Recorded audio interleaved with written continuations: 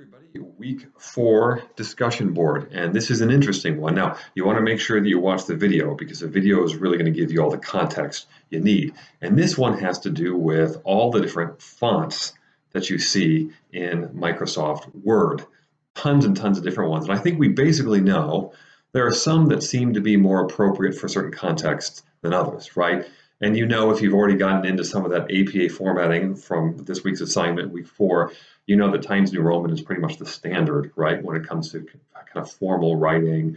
But there's also Calibri and there's Arial, some other ones that they're really nice and tend to be more formal looking. But there's a spectrum. It's everything from there down to things like Comic Sans, and that's what he mentions in the video, and how that one really isn't seen as very serious, kind of goofy maybe.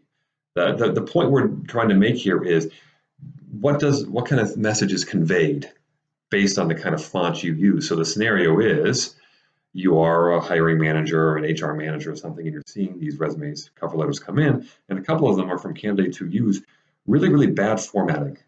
Like they don't know how to put together a resume. It's all over the place. And on top of that, they're using a really wacky font, or maybe they've got the color pink or something like that. So what message does that convey to you? When you look at that, you say something, right? Or you think something.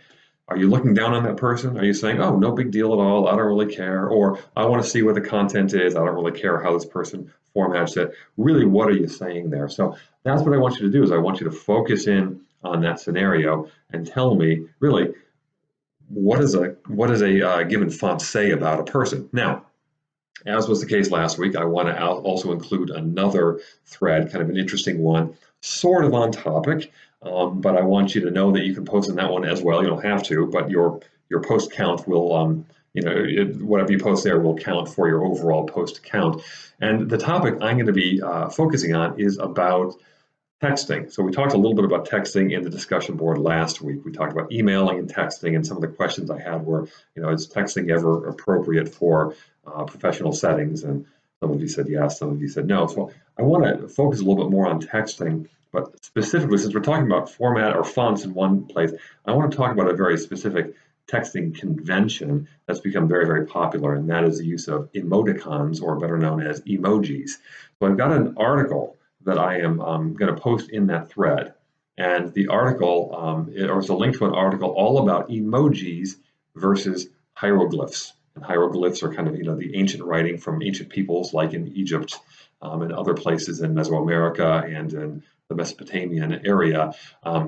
It seems like there's a similarity there between how we use certain kinds of pictographs to tell stories essentially in texting, similar to what ancient peoples did. And so the topic is going to be surrounding that. You're going to want to follow the link. You're going to want to read the article before you post there. But I'm curious what you think. I think it's a really interesting topic. So that's what we're going to be doing in the discussion board. You're going to be talking about fonts here, and there's going to be another thread that I'm going to post. And you can, if you want, you don't have to. You can talk about emojis and hieroglyphs, and we'll see where it goes. Thanks, folks.